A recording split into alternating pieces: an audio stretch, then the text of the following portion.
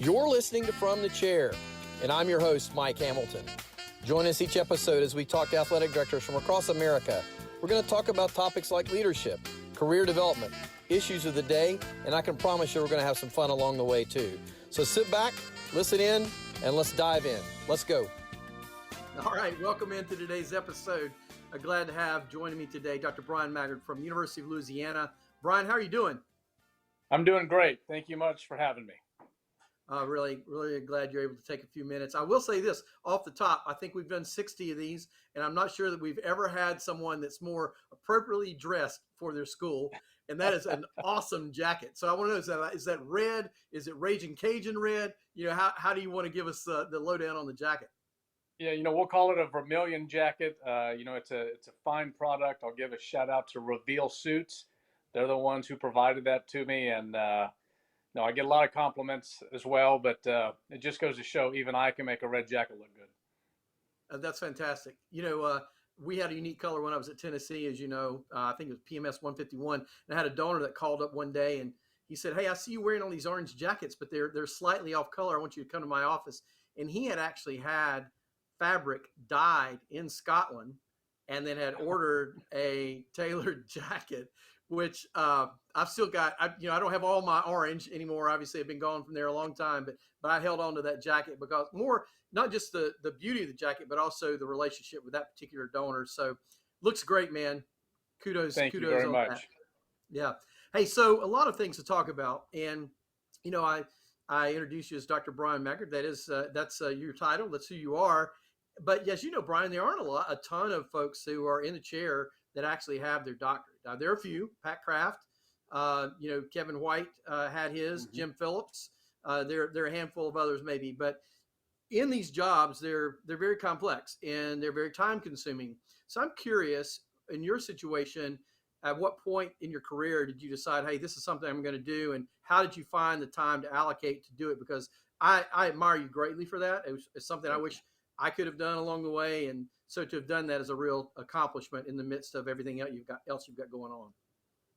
Yeah, Mike, I'm not sure I had it planned out, from the start to pursue the doctorate. Back at my days at University of Missouri, when I was overseeing the academic support area, two of my staff members, believe it or not, said they were going to start their doctorate. And quite honestly, there was no way I could have two staff members, have more education than myself. So the three of us went through that together, the program. And, I'll tell you, there was a lot of late night researching and writing that was involved. Certainly when I got to the dissertation point, a lot of night classes involved. But as I tell people, one, if I can get the doctorate, anybody can. And two, it was really for me more about diligence than it was about academic rigor. I actually found, sitting in the classroom, maybe after a long day at the office, harder than the actual dissertation piece. And so once I got to my research component, it was a lot more, I guess, rewarding for me because I could have my dining room table just filled with books and dissertations and notepads. And once I put the young kids to bed at that time, from about 9 to midnight every night, I started researching and writing. That's awesome. I'm curious, what was your dissertation? Back then, so I was in academic support, and that's really the area I came up through in athletics.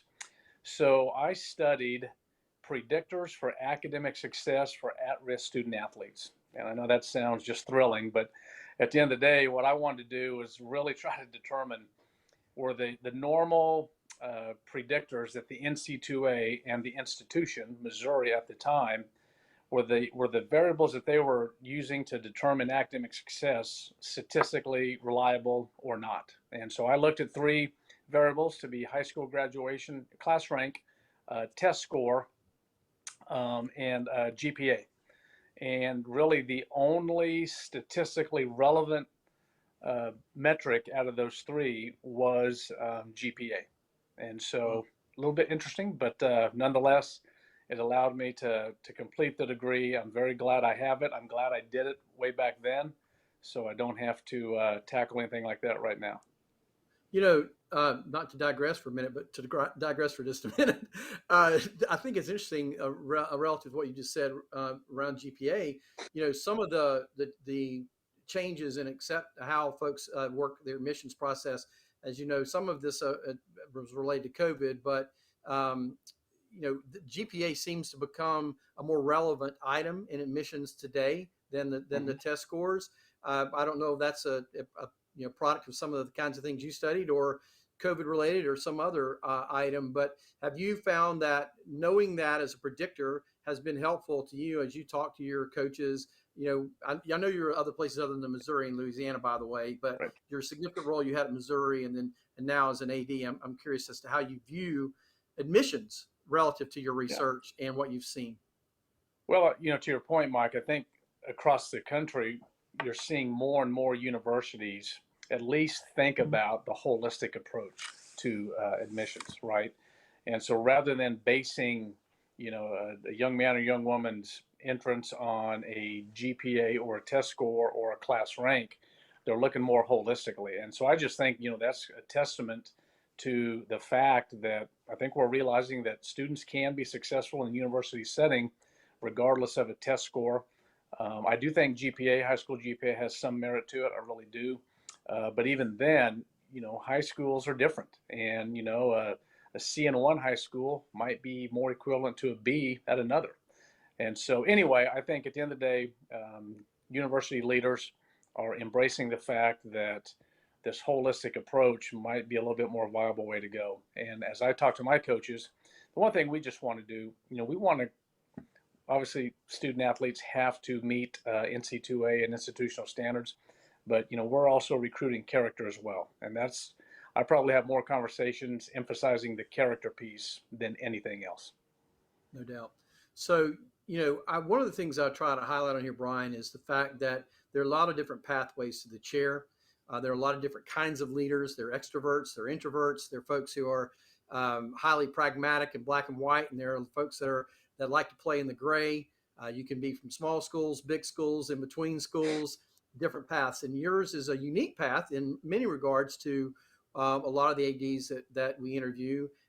Certainly, again, back to there's so many different ways to the chair, but your pathway primarily, at least initially, was through what you've already referenced, and that's your work in academic endeavors.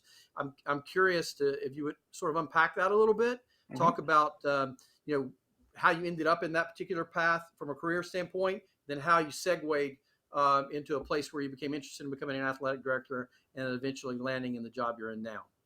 Absolutely. I do think my path is a little unique coming up through the academic support area within an athletic department.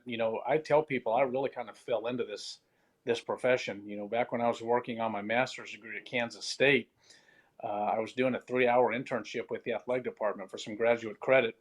And the academic counselor position for football opened up. And as a gullible and, I guess, hungry intern, the athletic director at that time asked if I would fill in, and bridge that gap until they could get somebody full time. And I always tell people, between me doing a good enough job and them knowing they could get me really cheap, they offered me the full time position. This was back in 1990 for $18,000 a year, contingent that I complete my master's degree. And so I jumped at that. I really had no intention, of getting into that type of position from a job standpoint.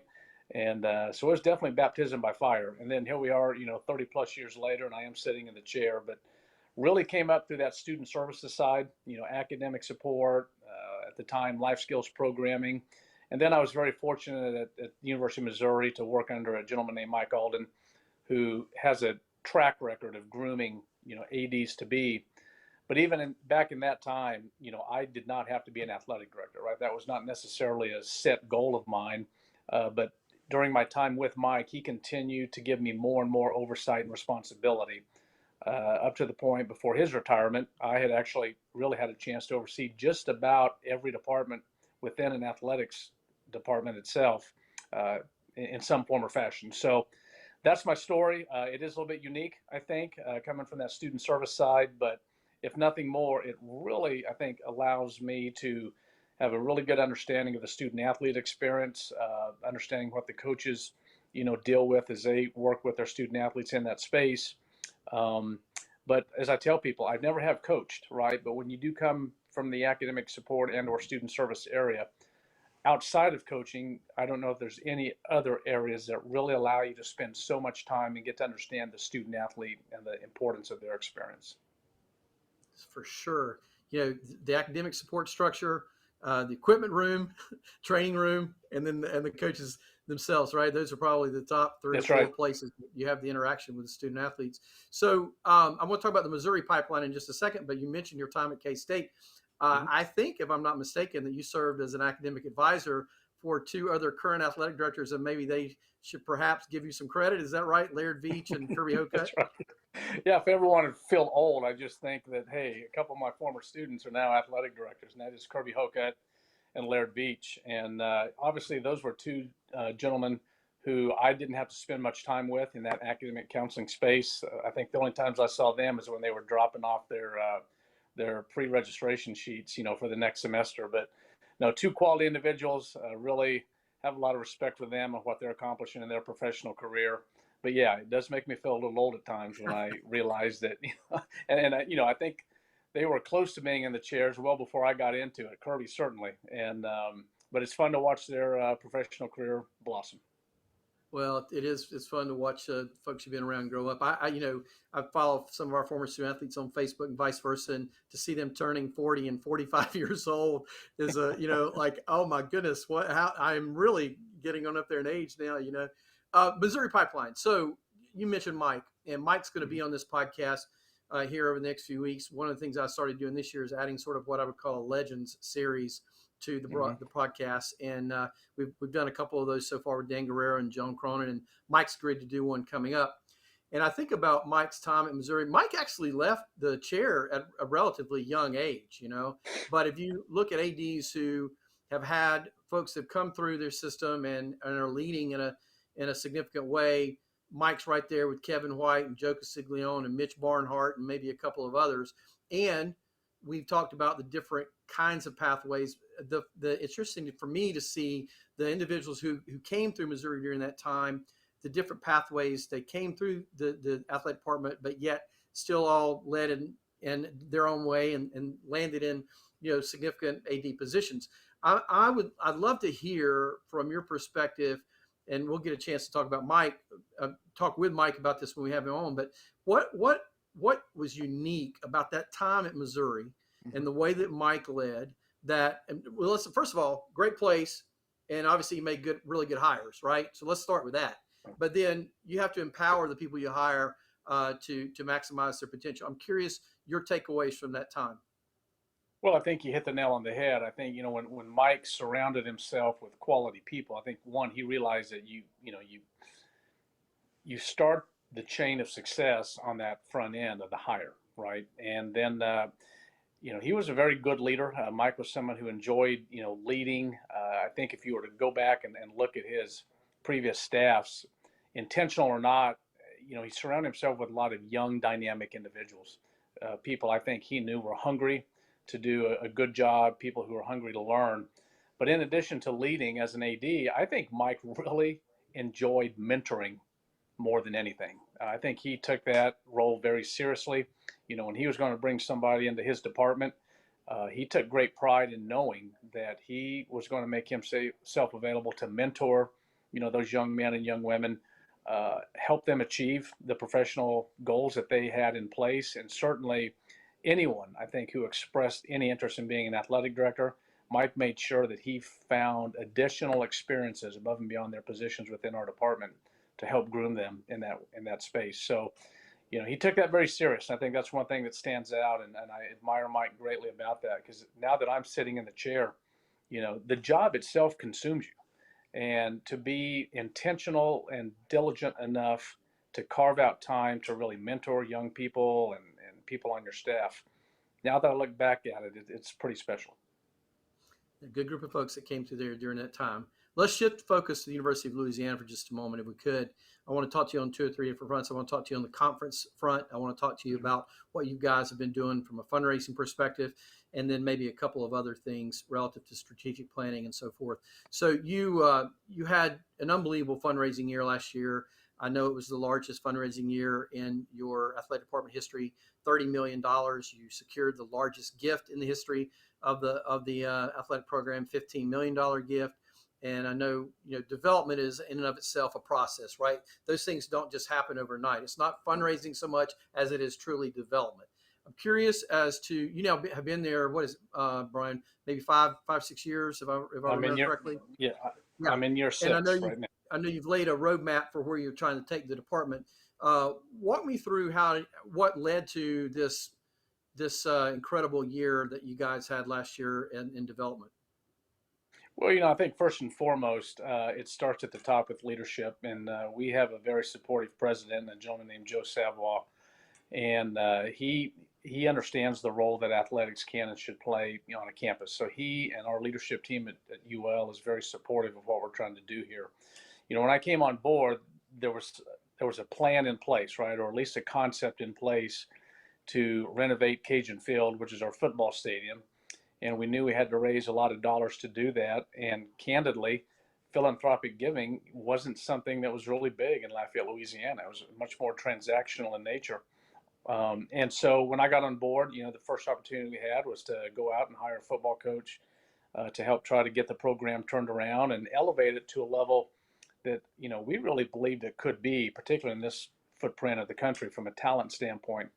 And so hired a guy named Billy Napier, who's now at Florida, who you probably heard of. And, we just had great success. We had 3 10-win seasons, finished the last 2 years in the top 25. And that generated a tremendous amount of momentum for us and a lot of excitement and enthusiasm. And to your point, that enabled us to really secure the 2 largest gifts in athletics program history. The first being a $10 million gift, and then we superseded that with a $15 million gift a few months later. So, it's been a good ride. We've raised about $35 million in total right now. We're very close to starting officially the design phase of this renovation. Looking forward to doing that and getting that going. But it's been a fun ride to date. We got a lot more to do. We got more money to raise. We got other capital projects we'd like to accomplish. But, I think the short answer to your question, Mike, is really the key to this fundraising success in Lafayette has been winning at a high level. Yeah, yeah. So that brings up another question that I told you I was going to visit with you about. When you're at a great place and you give the support that you want to give, and you hire a guy like Billy and you have the success, and certainly he's had chances to have left before this past year, but you were supporting him in a way that encouraged him to stay there, I would think, until he found the right one for him, and then he made that step. Now you've lost the coach that has driven some of that excitement, perhaps, and the challenge becomes how do you maintain success? This is, by the way, this is not a challenge just at Louisiana, right? It's a challenge all over America, but in particular where sometimes schools become places where someone's there and then they take a step to another institution. I remember back in the day, Bryan, I would tell you that I felt like there was a time where Tulsa had coaches that came through, and every coach, won and went on to something, at least by public perception, was the next best job, right? But there seemed to be this culture that had been created of hey, you can come here and you can win here, and you're going to have the right support system to win here, and it allowed them to recruit the kind of coaches to maintain that level of success. I'm interested in your philosophy around that, knowing that you have the resources you have, and at some point you may lose a coach, but you want to maintain a level of success that your fans and you as an administrator have become accustomed to. Maybe walk me through your philosophy around that notion. Well, I think first and foremost, we want to make sure that we do have the resources in place that's going to allow a coach, particularly in the sport of football, all of our sports, obviously, but we're talking about football, to come in and be successful, right? And for us, it really centers around, you know, 4 years ago, we weren't providing the full cost of attendance, so we were able to do that. We implemented about a $1.5 million nutrition program, hiring full-time nutritionists, providing the unlimited snacks that the NC2A allows. And then we worked with campus on making sure that we got the opportunity to place our student athletes in the best housing, on our campus. I think Coach Napier, certainly myself, would tell you those 3 things were game changers at the time. And, so I think that's what allowed us to really continue to recruit at a high level down here and make sure that, coach had the opportunity to surround himself with quality coaches, because we also elevated the assistant coach's salary pool. So we invested a lot of dollars, into the program. And I think what that did tell us and show both the university and the community that, with the appropriate resources, we can be very successful here, like top 25 successful. And so, that was our initial catalyst. You fast forward to today, and I know we'll get into this a little bit more, but some of those elements have changed, and we have new rules, so to speak, to play by. With the NIL, the transfer portal, the Alston scholarship opportunities. I think right now we at UL need to find a way to catch up and make sure that we are making some noise in those spaces as well, because again, those are the types of things that have become kind of the baseline of financial support at the Power 5 level. And, when I got here in 2017, I knew coming in that the state of Louisiana had a tremendous amount of high school Power 5 talent graduating year in and year out. What we wanted to do was capture that talent and prevent those students from leaving the state of Louisiana to go to what might be deemed as a middle to low level Power 5 school and come to the University of Louisiana. And so we had to get caught up in the financial resource side to do that. Well, now we've added some things, like I said, NIL and Alston. So we are dead set on finding ways to become competitive in those spaces, so we can position our new head coach, Mike Desimo, to make sure that he can compete at that national level from a recruiting standpoint. You are fortunate. There's a tremendous amount of talent in the state, and with and adjacent states too. Candidly, right? Right. Good recruiting base. You went there, so I'm gonna ask the question relative to the notion of NIL and portal and Alston and so on and so forth. When you're contemplating how you view that relative to resource allocation, you've got two steps, I would say. You've got the step of how do you compare to peers within your particular league, and then you've got what are your aspirational desires, right? And you referred just briefly to that a moment ago relative to Power 5 schools and how you're looking at that. How are you looking at those things today? Let's just take NIL and Alston as two examples. So right now, I think here we're going to focus more on the Alston funding source, because we feel that, one, we might have a better chance of raising those types of dollars within our community as opposed to maybe the NIL monies that could be out there. Certainly, we have programs in place that will provide our student athletes with NIL opportunities, but we don't believe that we're going to necessarily have a population here that's going to come up with potentially creating a collective or something of that nature. And so we really want to focus on those Alston monies initially. If I could get to the point where we're providing, all of our student athletes with that $6,000-ish amount year in and year out, I think that would position us very well and make us somewhat elite in that group of 5 space, if we're doing that. NIL will continue to be something we want to grow here, but I think you eat an elephant one bite at a time, and I think you're going to see the University of Louisiana really focus on the Alston space more than NIL. And then we'll let NIL kind of grow more organically, within opportunities that student athletes can garner. We want to help them how we can, if we can, but certainly focus on that Alston resource moving forward. And are you standing out as maybe unique in your view of that relative to your conference peers, or is that similar to what you're hearing from your other peers? I think it varies. I think everybody, understands that the importance of both. I think a lot of it might depend on the community you live in, right? And so I just don't know how interested people are going to be in Southern Louisiana to necessarily create monies and give monies to a collective where, in essence, student athletes are getting paid to go do community service, right? I think we have a number of businesses here that could utilize their advertising and marketing dollars and help our student athletes in that NIL space. But we feel like we're going to have a better chance on going out and selling people on supporting the academic endeavors and success of our student athletes and giving in that manner and supporting them there. I think if you were talking to my peers in the Sun Belt, it might vary a little bit. But I think we're all still trying to figure out the best approach to trying to stay competitive in that space, because again, it's almost like there's a new set of rules on hand, and it took took us a while to get caught up back when it was just about cost of attendance and nutrition. Now we've got some new elements to focus on, and you're going to see us at least focus on the Alston opportunities. Wow. Okay. One more macro subject here, Bryan. We're coming down the backstretch. Okay. I want to talk about Sunbelt expansion.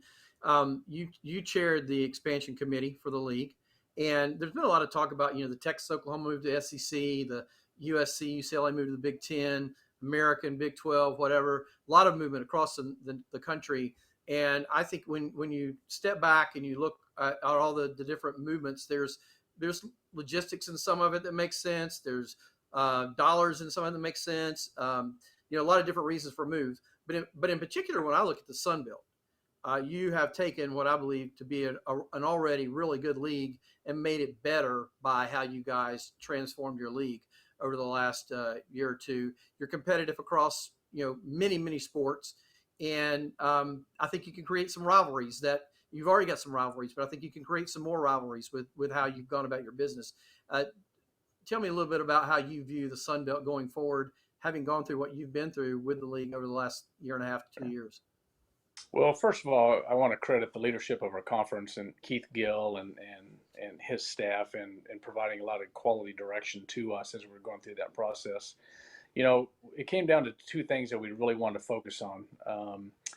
We wanted to maintain the regionality aspect of our league as we kept the East and West divisions, and we wanted to really try to recruit quality brands and bring them into the conference. And we felt like we accomplished both with the 4 new schools that we've invited in.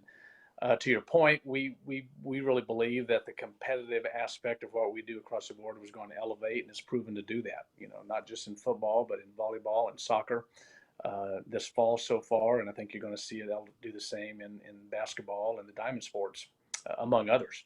And so feel very good. We take a lot of pride in the Sun Belt in terms of being a competitive conference, one though that allows and for regional rivalries, like you mentioned. And we think that the addition of those 4 schools, both in the East and the West, and doing a little bit of realignment with Troy coming to the West, that we've really solidified, a conference with 14 quality programs that will allow our fans to hop in a vehicle and drive to many away competitions should they desire to, but also to elevate the overall competitiveness of this league. That's great. Well, I look forward to seeing where the league continues to move forward. So you live in a very unique place in many ways. Everybody would say their places are unique, but having been to Lafayette a number of times to see some donors down there through the years, I want to give you a minute to just brag on the people of your area of the world, the culture, the food. It's a unique place. If someone's never been there, the chance to visit's one that they need to take hold of and do. And I know you're proud to be an athletic director in that area of the world. If you want to share with everybody why they need to come visit you down there in Lafayette at some point. I always describe the Cajun culture, which is a real thing, right, Mike, in 2 words, and that's genuine and relational. This is a community that will embrace you no matter where you come from, no matter what your role or position might be, within a professional industry. These are individuals who take great pride in where they've come from. They love to bring you in. They want to feed you. They want to provide you beverage. They want to learn about you. They want you to listen to their story. And it's a very, very communal society here. One thing that I find most unique and I'm a little bit in awe of is the fact that there are generations of family, in this area. So it is not uncommon, to run into people whose grandparents and great grandparents are still around. They've got cousins, aunts, and uncles, all throughout. You learn 2 things real quickly here. If somebody is here in Lafayette, it's probably that they were born and raised here, and grew up here, or they moved away, then they came back. It's just it's deep rooted in that regard. But no, it's a lot of fun. Like I said, the Cajun culture is a real thing, and I would invite you and anyone else who wants to, come down and enjoy some good beverage, some good food, and just some really good socialization to hit Lafayette, Louisiana whenever you can. That sounds great, man. I'll take you up on that for sure. So, Bryan, thank you for being with me today. Some good information about your career and what's going on in Louisiana and the Sun Belt. And just thank you for your time. I know you've got a lot going on, so we appreciate you joining us. Well, I appreciate the opportunity greatly, and best of luck. And we thank you guys for all that you do. All right, folks, you've been listening to Dr. Bryan Maggard, University of Louisiana. This has been From the Chair. I'm your host, Mike Hamilton. Hope you'll listen to us every Wednesday or whenever your schedule allows on all the audio podcast platforms. And you can also view these episodes on YouTube. Join us next week. Tell a friend. See you next time.